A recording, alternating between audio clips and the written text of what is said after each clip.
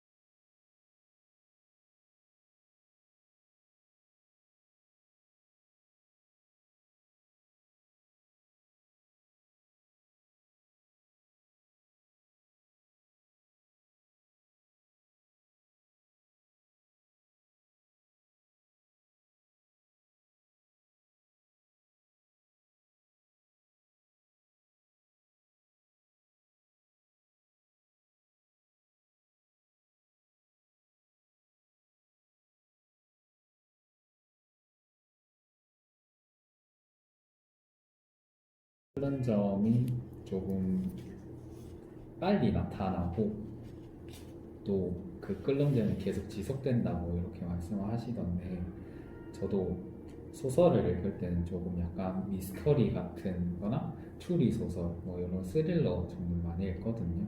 그래서 좀 많이 공감이 됐던 게, 추리 소설 같은 경우에는 살인 사건이 금방 일어나잖아요. 거기서부터 이제 끓는 점이 되는 거예요. 그래서 그 살인 사건이 일어난 이후부터 이제 내용이 흥미진진하게 이어가서 이제 그 끓는 점이 식지 않고 계속 이어간다는 그런 얘기를 하시는데, 그게 되게 공감이 됐었고, 그 다음에 또 스릴러의 여러 장르에 대해서도 많이 말씀을 해주시더라고요. 제가 몰랐던 뭐 코지 미스터리나 이아미스라는 이런 장르가 있대요. 코지 미스터리는 좀 일상 미스터리라고 이제 얘기를 하는데, 이런 좀 재밌는 구절이 있어서 이거는 한번 얘기를 해주고 얘기를 좀 해드릴게요. 이제 뭐 살다 보면 누구나 이상한 일을 기도 하잖아요. 뭐 예를 들어서 며칠 연속 누군가가 우편물을 뜯어본 흔적이 있다거나, 다들 그런 경험 있잖아요. 근데 범인은 엄마일까, 그런 식으로 뭐 PC용 카카오톡을 할 때마다 누군가 뒤에서 쳐다보는 느낌이 듭니다. 그러면 보통 범인은 상사라든가 그런 식으로 이제 일상에서 일어나는 이런 미스터리 같은 이런 거 이제 일상 미스터리라고, 코지 미스터리라고 얘기를 하고, 또 이아미스라는 장르가 미스터리는 미스터리인데 약간 결말이 찜찜한 미스터리예요. 그래서 이런 장르는 저는 한 번도 안 읽어봤거든요. 이아미스 중에 소개를 해주시는 작품이 이제 갱년기 소녀라는 작품이 있더라고요. 이제 방에는 이제 흉악 범죄 좀 많이 다루잖아요, 스릴러에서. 근데 이 저자분이 말씀하시기로는 이제 영화화로 좀 많이 되잖아요, 스릴러 자체가. 근데 한국 영화 주로 한국 영화에서는 이 스릴러 작품을 최근에 나왔던 작품들을 살펴보면은 좀 자극적인 장면들이 많이 담겨져 있다고 얘기를 하더라고요. 그래서 작가분이 우려하시는 게 이런 자극적인 장면을 보여주는 게 과연 스릴러가 맞는가 그렇게 말씀을 하시던데 저도 좀 공감이 되는 게 이 스릴러라는 게 약간 서스펜스라고 하는 그런 서프라이즈로 저는 끌어간다고 생각을 하거든요. 근데 이런 걸 없이 그냥 자극적인 장면만 보여주고 그런 식으로 하는 영화들이 좀 많이 나오기도 했으니까 그걸 보면서 장르의 정체성을 잃어버린 게 아닌가 그런 생각도 많이 들었고. 그 책에서 스릴러 영화나 책 추천을 많이 해주는 거예요. 그중 읽어보거나 본 거 있어요? 영화를 본 거 중에는 이제 링컨 차를 타는 변호사라는 영화가 있거든요. 이 영화를 한번 봤었거든요. 제가 군대에 있을 때 이게 무료 영화로 한번 풀렸어가지고 봤었는데 되게 긴장감 있게 상황을 조성하는 그런 거에서 좀 많이 재미를 느꼈었고 또 다른 사람들도 봤을 때 이 작품이 되게 좋은 작품이라고 많이 말씀을 해주시더라고요. 혹시 다른 분들 질문할 거 있으신가요? 아니면 공통 질문 하다가 생각나면은 질문하는 걸로 할까요? 일단 이 책을 고른 이유는 있을까요? 제가 뭐 이 책을 고른 이유는 선물을 받았기도 하고 그리고 평소에 영화를 많이 보는데 영화 장르가 좀 스릴러 장르 이런 걸 좀 많이 즐겨봐서 좀 괜찮을 것 같다는 추천을 받기도 했고 그래서 한번 읽게 됐어요. 본인의 인생 스릴러. 인생 스릴러는 작품들이 되게 많은데 가장 기억에 남고 두고 봐도 재밌을 작품은 이제 다크나이트라는 작품인데 혹시 아시나요? 재선님 맨이 나오는 영화인데 네. 얼핏 보면 히어로 영화처럼 보일 수가 있어요. 근데 이 히어로가 나온다는 그것을 빼더라도 정말 작품이 너무 탄탄하게 돼 있고 이 악역을 맡은 조커 역할을 하시는 분도 되게 연기도 되게 잘하시고 이 극중 상황을 이끌어 나가는 그런 것들이 되게 감명이 깊었고 또 생각해볼 거리도 많이 던져주는 그런 영화였던 것 같아요. 그래서 요즘 좀 재개봉하기도 하고 많은 사람들에 오르기도 하고 이 영화는 진짜 걸작이라고 할 정도로 그런 영화였거든요. 그 영화를 보면 좀 많이 충격을 받았어요. 랑 조금 다른 장르일 음, 것 같기는 한데 아무래도 스릴러라는 장르가 어떤 장르다 이렇게 표현하기가 되게 모호하다고 해요. 저자분들 그렇게 얘기를 하시고 저도 그렇게 생각을 하는 게 이게 범죄가 들어간다고 스릴러가 되는 것도 아니고 또 뭐 미스터리가 있다고 해서 또 스릴러가 되는 게 아니고 스릴러라는 작품 장르 자체가 되게 모호하다고 해요.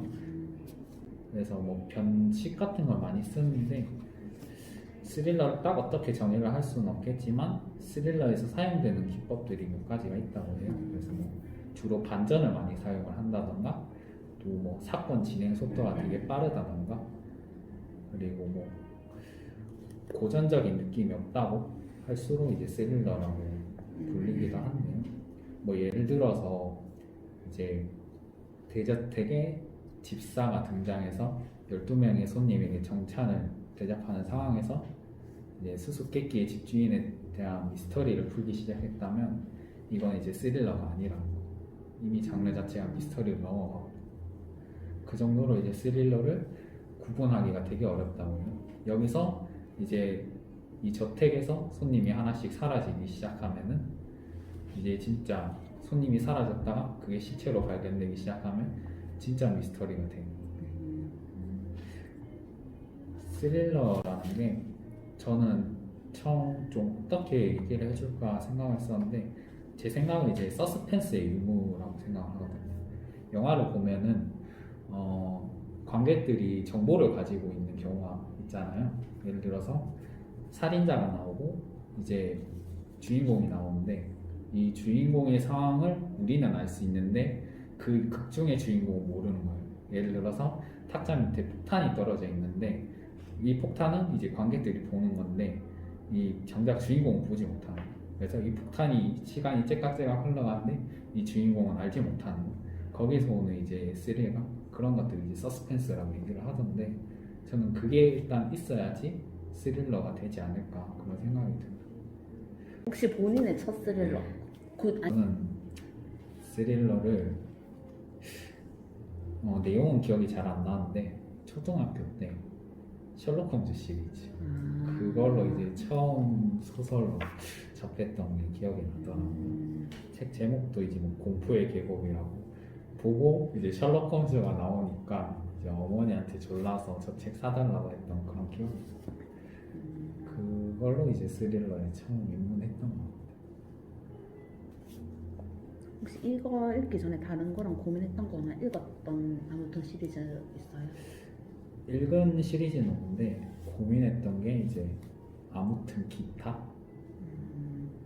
시리즈가 있더라고요. 기타를 좀 배워보고 싶다라는 생각이 들어서 그 책을 읽어보면 어떨까? 그런 생각이 들어서 좀 아무튼 기타를 좀 고민했던 것 같아요. 나에게 스릴러랑 나에게 스릴러랑 약간 뭐라고 해야 되지? 재미도 있으면서 한편으로는 좀 불편한 계속 쓰고 있는 거 맞죠? 만약에 본인이 아무튼 시리즈를 쓴다면? 제가 아무튼 시리즈를 쓴다면 저는 아무튼 논란이라는 시리즈를 한번 써보고 싶어요. 논란이요? 논란이 이제 크리스토퍼 논란 감독이 계시거든요. 그분이 이제 그분의 영화가 이제 또 다크나이트이기도 하고 그분의 영화를 되게 좋아하기도 하고 그분을 되게 좋아하기도 해서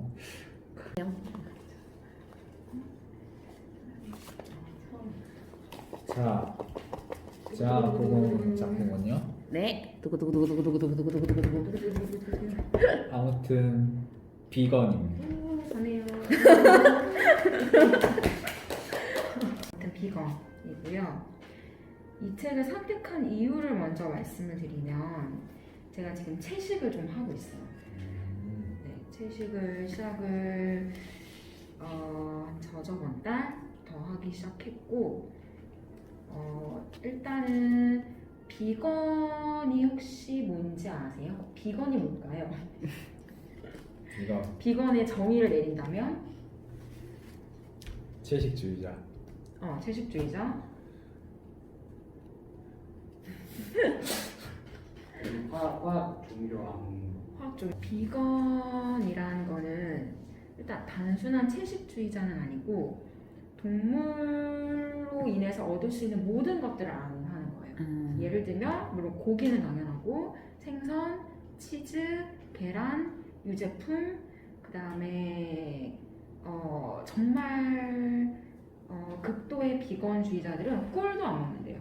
그 이유가 꿀이 벌을 통해서 채취를 하는데 이게 벌을 다 채취한 다음에 그 벌들을 다 내쫓기 위해서 죽이거나 뭐 이런 상황들이 있어서 이제 꿀도 제한을 하고 그래서 이런 음식뿐만 아니라 동물의 가죽으로 인해서 얻을 수 있는 것들 흔히 말하면 모피 그다음에 가죽으로 된 자켓이나 뭐 지갑이나 가방이나 이런 것들도 다 이제 소비를 하지 않겠다라고 하는 게 비건이고 저는 이제 고기는 먹지 않겠다 되겠다라고 해서 이제 고기는 먹지 않은지 이제 좀 그걸 이제 실천 중이고 그래서 이제 아무튼 시리즈를 봤는데 딱 이 책이 있길래 이제 선택을 하게 된 이유가 됐고요. 작가가 이제 비건을 처음에 실천하게 된 이유가 나와요. 자기가 이제 완전히 이제 비건의 삶을 살겠다라고 결심을 했던 게 인터넷에서 한 그 구제역의 돼지들을 살처분에 참여했던 공무원의 어떤 글을 보고 나서였대요. 그래서 그 공무원이 하는 말이 다 이제 낮에 돼지들을 다 이렇게 죽이고 생매장을 하고 이제 새벽까지 이제 그 보초를 서야 되는 즉 이렇게 일을 하고 있었는데 어느 날 새벽에 소리가 막 나더라고요. 밖에서 나가 보니까 두세 마리 돼지들이 그 밑에 생매장 됐던 그 중에 살아 있었던 두세 마리 돼지들이 올라왔던 거죠, 위로. 근데 이제 관리자가 쟤네를 죽여라 해서 직접 삽을 들고 그 살겠다고 올라온 돼지들의 머리를 내려쳐서 한 거죠. 그 살겠다고. 그래서 그 글을 보고 나서 이제 이 작가분이 비건의 삶을 살아야 되겠다 이렇게 결심을 했대요. 그래서 이제 시작을 하게 된 계기가 됐고,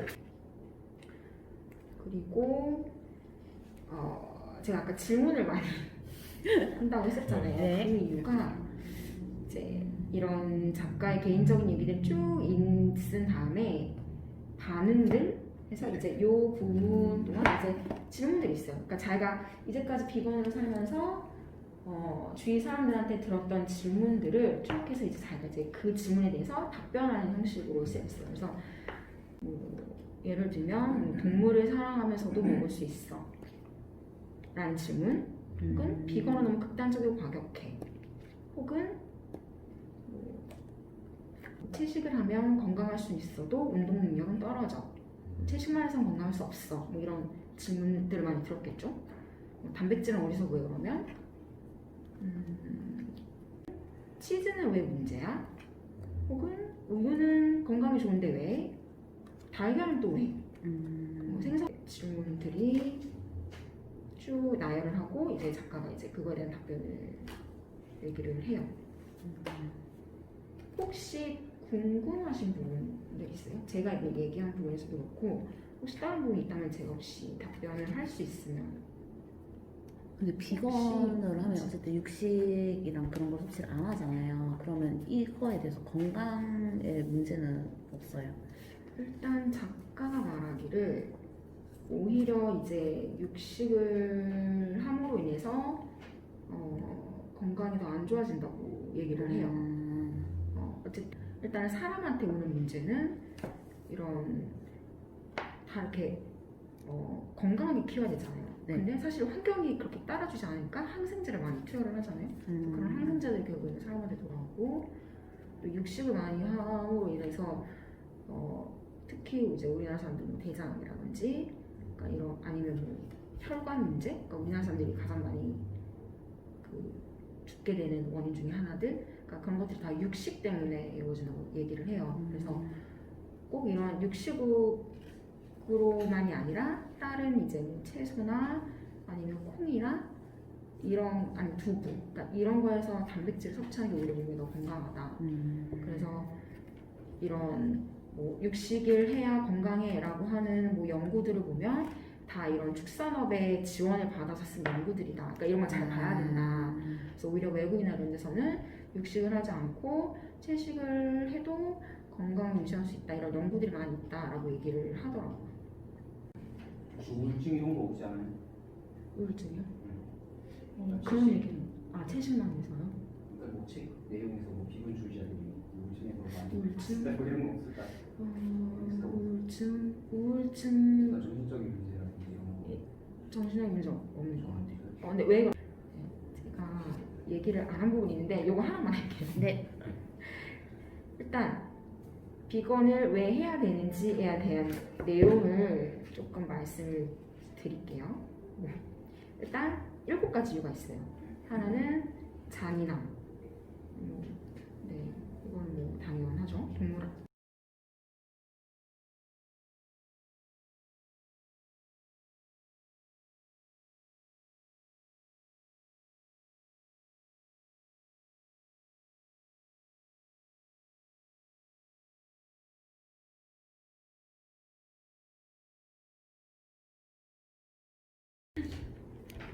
아무래도 한국에서는 이렇게 이제 채식을 하시는 분들이 지금은 좀 많이 늘어나고 있는데 어찌됐든 이제 환경적인 문제에서는 이제 채식을 할 수 있는 환경이 아니라고 저는 좀 생각이 들거든요. 그래서 본인이 뭐 일을 하시든지 일터에서라든지 그런 상황에서 이제 어쨌든 식사는 하셔야 되시거든요. 거기서 이제 채식을 하는데 오는 이제 불편함이라든가 어려움이 혹시 있으신지 궁금합니다. 지금 튀김? 아니 어제 치킨 음. 닭강정 튀긴 거 닭 튀긴 거 냄새 닭강정에 시금치 나물이 딱 나왔어요. 근데 내가 먹을 수 있는 게 시금치 나물밖에 없는 거예요. 아 큰일 났다. 진짜 어려움이 있더라고요. 알기로는 이제 동물성 단백질이랑 식물성 단백질이 있는데 이제 식물성 단백질도 이제 필수 아미노산이 있는데 거기에 이제 몇 가지가 빠져 있다고 저는 알고 있거든요. 그래서 동물성 단백질이 필요하다고 다들 말씀하시는데 그 얘기는 혹시 없으신가요? 비타민 얘기가 하나 있긴 한데 B12 이게 유일하게 식물에서 얻을 수 없는 비타민이래요. 그러니까 아마 그러면 그 말은 다른 단백질은 잘 모르겠어요. 어쨌든 다른 비타민은 다 얻을 수 있다는 말이겠죠 식물에서. 근데 이제 유일하게 비타민 12. 근데 이게 되게 특정 박테리아 이게 특정 박테리아에 의해서 생산이 된대요. 그래서 흙이나 바닷물에 있어서 동물들이 이렇게 식물을 먹으면서 흙을 먹잖아요. 근데 동물들이 막 섭취하는 거예요. 그래서 사람이 그걸 먹음으로써 B12라는 비타민을 섭취를 하나 봐요. 근데 이게 사람한테 필요하기 때문에 그래서 근데 다행히 한국 사람들은 김치 같은 발효식품, 김, 해조류 외양마다 한 번씩 내가 이걸 잘 섭취하고 있는지 이 비타민을 잘 섭취하고 있는지 검사해봐 이런 얘기. 제가 이 책을 읽었을 때는 자라나는 어린이들은 영양소가 풍부해지잖아요. 그래서 자라나는 어린이랑 노인은 육식을 해도 좋다라고 그 명시는 돼 있어요. 맞아. 너무 어린 아이나 아니면 필수적인 성장 요소 너무 발달이니까 나이 노인분들은 채식을 안 해도 그런 얘기예요. 본인에게 비건이랑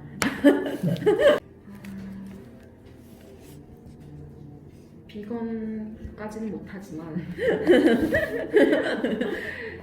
비건의 비읍이라도 되려고 노력을 해야 되겠다 생각을 하고 있습니다. 마지막으로 본인이 만약 아무튼 시리즈를 쓴다면 저는 고양이 얘기. 고양이 처음 어린 말이 이제 글쓴이의 경험인데요. 이런 메모를 하는 데 있어서 글쓴이가 메모를 좋아하지도 않는데 왜 이렇게 썼는가 했더니 이제 처음에 챕터가 메모주의자라는 뜻이잖아요. 이제 메모주의자. 옛날에는 글쓴이가 사회인 되기 전에는 메모를 엄청 했다고 표현이 적혀져 있어요. 취업하기 전에는 이게 누구나 다 힘들고 걱정도 많고 하잖아요. 근데 글쓴이가 취업을 하기 전에 취업에 대한 좀 고민이 있으니까 난 빨리 취업해야 되는데 취업이 되기까지의 좋은 사람이 되자 라는 그런 강박증이 좀 있었대요. 그래서 책을 읽거나 뭐 좋은 글이 있거나 그러면은 그냥 무조건 다 메모를 하는 거예요. 그 메모들이 쌓여서 오늘날의 자신을 만들었다라는 그런 이야기를 담은 책입니다. 조금 설명하기에는 지식적인 면이 별로 없고 이야기 스토리여서 읽어보시면은 이 메모를 통해서 어떤 이야기를 하는지 조금 알 수 있는데요. 글쓴이는 이제 메모를 통해서 미래를 상상하고 메모가 자신의 미래를 좀 긍정적으로 바꿔주었으면 좋겠다라고 이야기를 하더라고요. 이제 한 에피소드를 하나 읽어드릴게요. 자기가 했던 메모 중에서 하나가 글쓴이가 라디오 PD, 다큐멘터리 PD라고 이렇게 전 말씀드렸잖아요. 근데 이제 자기가 했던 메모 중에서 포로 강시원이라고 2차 세계대전이 이제 끝나고 나서 2차 세계대전이 이제 일본이 이제 항복을 외치는 순간 이제 끝났잖아요. 그리고 나서 이제 각국에 있던 포로들을 감시하는 사람이 있었는데 일본인들은 그런 감시하는 사람들을 한국인을 썼어요. 대만인이나. 그 사람들은 그게 포로 감시가 1위였어요. 이제 강제 노역으로 이제 하는 거긴 하지만 1위였어요. 그렇기 때문에 그 사람들이 하는 행동은 포로인들을 때리고 억압하고 이런 일들을 하는데 그 중에 한 사람이 이제 지금 다른 이제 감시원들은 다 이제 돌아가셨겠죠. 시간이 흘렀으니까 그 중에 한 사람이 살아있다라고 하더라고요. 이 작가가 이제 가서 인터뷰를 하는데 이제 어떻게 뭐 하고 싶은 말은 없으시냐라고 이야기를 했을 때 자기 그때는 이제 포로 감시원이었을 때 세대전이 끝나고 나서 감시원이잖아요. 조선인인데 우리나라는 이제 해방되고 나서 대한민국이 되었어도 힘이 없었어요. 처음에는. 그러니까 이제 포로 감시원들을 보호할 수 있는 그런 환경이 아니었던 거예요. 포로 감시원들은 그래서 우리나라 사람들이 아닌 외국 사람들에 의해서 재판을 받아서 그 사람들이 사형을 당해요. 그 중에 한 사람이 이제 살아있었는데 그 사람 인터뷰하러 간 거예요. 이제 어떻게 하고 싶은 말이 없냐. 그때 그 사람이 이제 자기들은 좀 죄송할 따름이지만 그 중에 친구가 한 사람이 포로 감시원 기계 한 사람이 있겠죠. 그 사람이 이제 사형되기 전에 자기에게 이제 사과 나눠서 꼭 이제 이런 이야기를 해줘라고 이야기를 했었대요. 그 이야기가 자기는 살고 싶다. 그런 이야기를 난 죽고 싶지 않아 살고 싶어라는 이야기를 했는데 그걸 이제 그 사형수가 메모를 하고 있다가 대답을 못했대요. 자기도 이제 사형수의 입장이니까 살아남아서 이야기 해줄게라는 그런 대답을 못했대요. 근데 이제 그걸 이제 가지고 있다가 마음속에 가지고 있다가 인터뷰를 하게 됐을 때 그렇게 이야기를 했다라고 하더라고요. 그래서 그 메모 속에서는 이제 그 사람이 적었던 메모 속에서는 그런 이제 그 사람들의 상황이나 이제 마음이나 이런 것들을 한 가지 메모로서 대변할 수 있다 그렇게 표현을 하더라고요. 이 메모가 오늘을 위한 메모가 아니라 내일을 위한 메모가 되었으면 좋겠다라고 표현했던 게 그 메모를 가지고 조금 깨어있는 마음을 좀 가졌으면 좋겠다라는 표현에서 이 작가가 그걸 쓴 것 같아요. 감사합니다.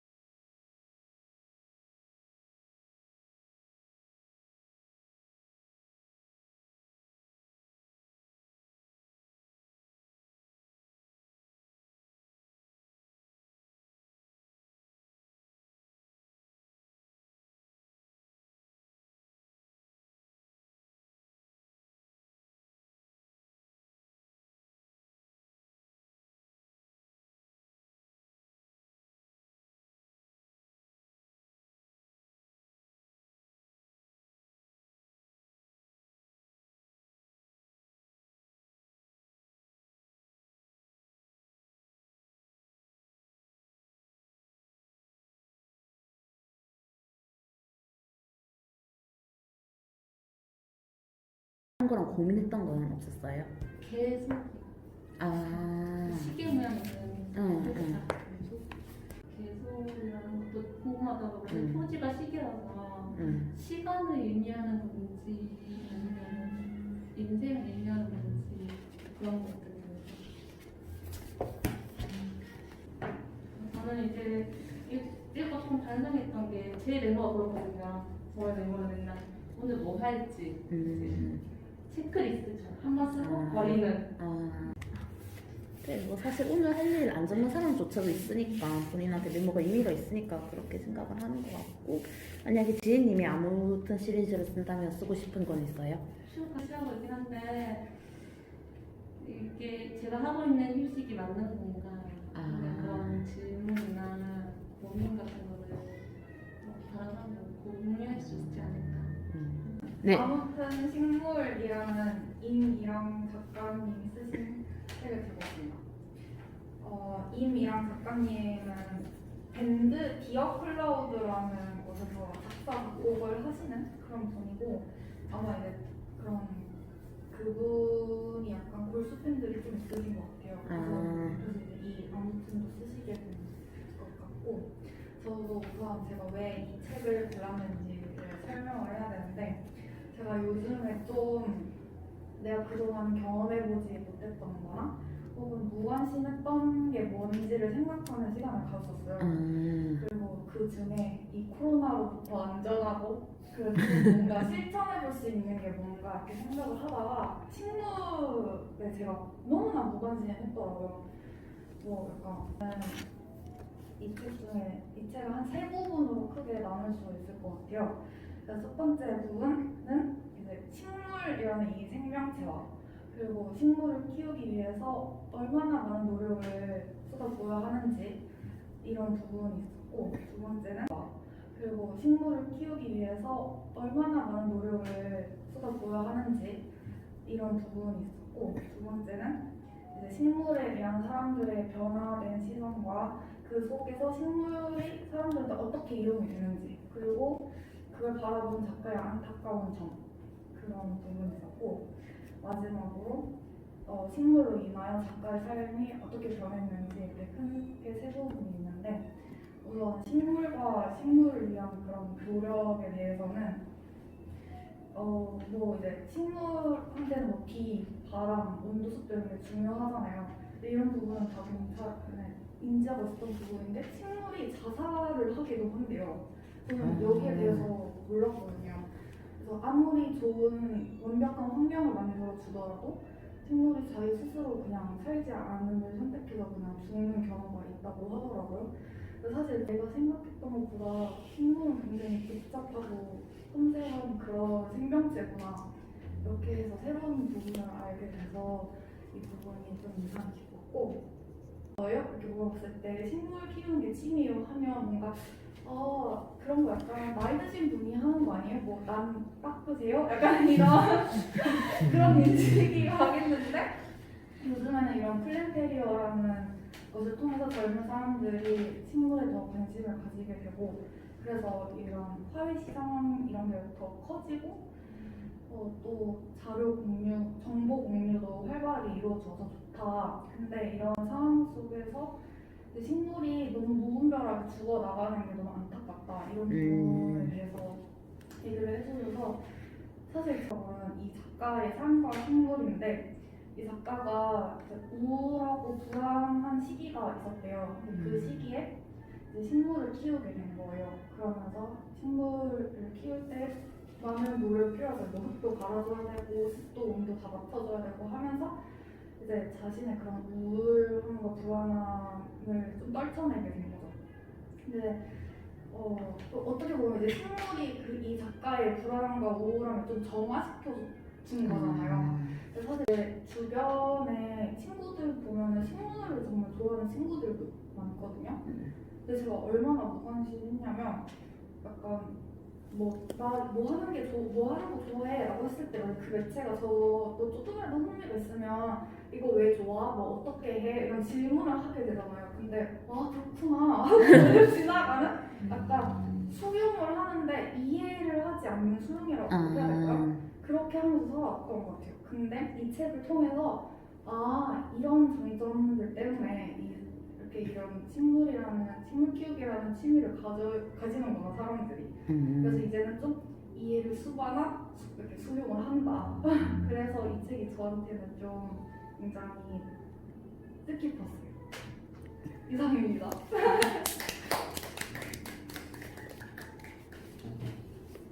혹시 키워보고 싶은 식물이 있으신가요?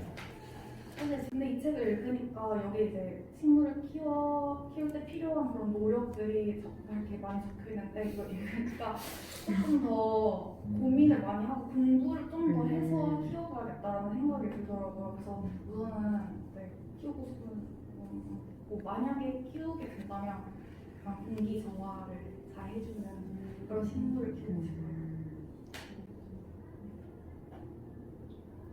그 작가는 불특정 다수인데 식물을 키우라고 권장을 하는 편이에요? 아니면은 뭐 어쨌든 못 키우는 사람들도 있으니까 그런 사람들은 키우지 말고 정말 좋아하는 사람들만 키워라 이런 쪽으로 권장하는 편이에요?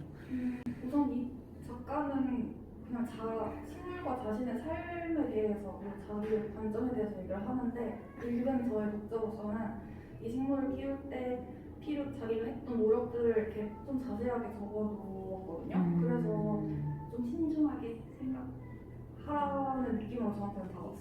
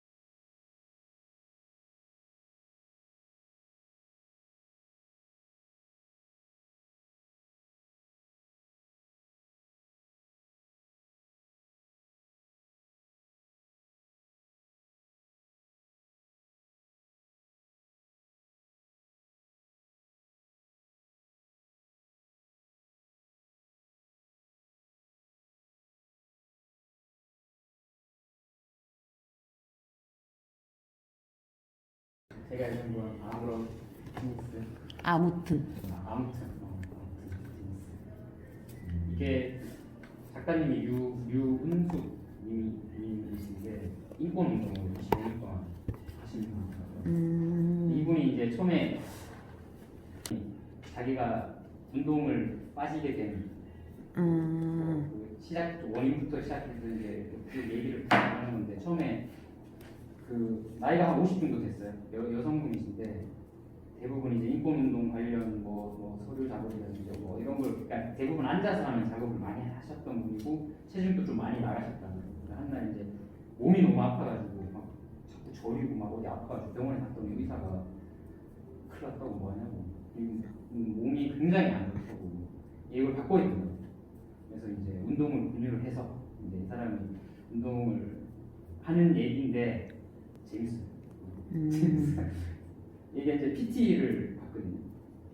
근데 이제 PT를 받으면서 자기가 그 운동 그 자세나 이런 걸 하나씩 이렇게 알아가고 자기가 그 가졌던 고정관념 중에 하나가 운동은 내적 수양이 아니라 남한테 보여주기 위한 외적 수양이다라는 그런 고정관념 때문에 그걸 좀 경멸하다시피 했었는데 자기가 이제 운동을 해보니까 이거는 뭐 자기 건강을 위해서는 꼭 해야 되는 거다. 라고 해서 보람을 느끼는 제가 말을 진짜 원래 못해가지고 여기 보면 책에 제일 앞에 보면 제일 멋있는 말이 나는 뭔가를 몸에 새긴 것이다 라고 했거든요. 근데 이 말이 이제 뭐냐면 운동을 극도로 싫어하던 사람이었는데 그리고 운동하고 가면서 맨날 자기 하는 일을 하고 자기는 그 운동을 한 시간 빼기가 너무 싫다라는 거예요. 왜 내가 한 시간을 빼서 내가 하는 딴 일을 제껴두고 이게 운동을 해야 되는가라는 그 갈증이 있었는데 처음에는 운동 초반 때는 처음에 그랬는데 그러고 있다가 어쨌든 뭐 한 1년 3개월 꾸준히 한 거예요. 꾸준히 하다가 자기가 이제 그 잠깐 산책을 나갔다가 겨울에 살얼음판에 미끄러져가지고 무릎이 좀 다쳤어요. 다쳐서 운동을 한 4주인가 정도 못하게 됐는데 그때 얘가 이제 몸이 말을 하는 것 같더래. 야 지금 뭐 하냐? 지금 운동할 시간인데 운동을 못 하니까 몸이 찌뿌둥하고 이런 느낌을 받기 시작한 거야. 네. 그게 나는 내 몸에 운동을 새겼구나. 기분 좋다. 그 기분이 너무 좋더라는 거야. 그리고 또 이 말도 못치더라고. 과거는 우울한 곳이고 미래는 불안한 곳이라고 했던가. 돌이켜 보면 내가 했던 것보다 못했던 거에 대한 아쉬움이 더 크고 그래서 못한 거에 대한 부담이 좀 있고 이제 미래는 앞으로 지금 코로나가 올지 누가 알겠어요. 또 다음에 뭐가 올지 그런 불안감에 살고 그래서 이 식습관을 바꾸는 것은 가히 인생의 대전환을 대행하는 사건이다. 아 인생의 대전환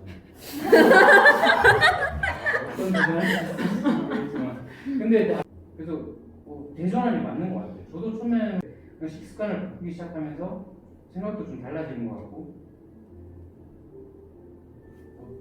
결론적으로 어쨌든 좀 좋은 것 같아요. 좋은 것 같아요. 근데 대전환인지는 아마 좀 더 시간이 지나봐야 알 것 같아요. 그리고 이게 제일 멋진 거. 이거 진짜 제일 멋진 거. 이거는 영혼은 늙게 태어났으나 젊어진다. 그것이 인생의 희극이다. 육체는 젊게 태어나서 늙어간다. 그것이 인생의 비극이다. 이거 딱 보니까 야 멋진 말이구나. 스타와일드라는 어떤 말이라고 하더라고요. 그래서 되게 안 써요. 쉽게 읽을 수 있고 재밌게 봤습니다. 제 질문 드려도 될까요, 이제? 그 작가분이 주변 분들한테 피트니스 많이 추천해 주셨다고 했잖아요. 그래서 작가님이 추천해줘서 주변인이 변했는데 그 중에 가장 뿌듯한 경우가 있었어요, 혹시? 작가가 생각했을 때? 저도 했던 경우, 그러니까 이거는 있었어요. 자기가 그걸 추천해줬는데 그분이 세상 가서 운동을 하다 갈비뼈 금이 나는 사건이 있었고, 그러니까 그 나이가 좀 있으시다 보니까 그리고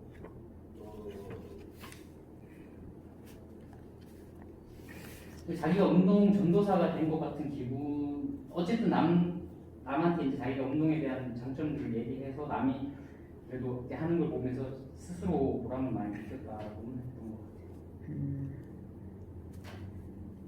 그러면 또 질문하실 거 있으신가요?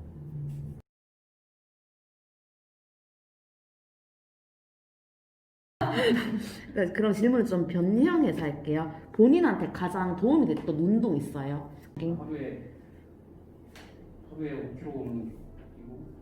근데 그때 이제 그게 뛸 때 그냥 5km 뛰는 게 아니라 어떤 일이 있어도 뛰어야 된다. 좀 이런 게 있으면 좋은 것 같아요. 저는 그랬었거든요. 저는 한 7, 8년 전에 원래 제가 거의 한 80kg 좀 넘게 나갔었거든요. 근데 그때 저는 살을 좀 빼까 하고 하다가 운동을 했던 게 이제 조깅이었는데 아침마다 나가는 조깅. 그때 비가 오고 눈이 오면 정말 뛰고 나갔었거든요. 그때는 어떻게 되는지 지금은 못하는데 또 유산소 운동이 참 좋은 것 같아요. 그러면서 생각도 많이 떨쳐낼 수 있고 그냥 그런 것 같아요.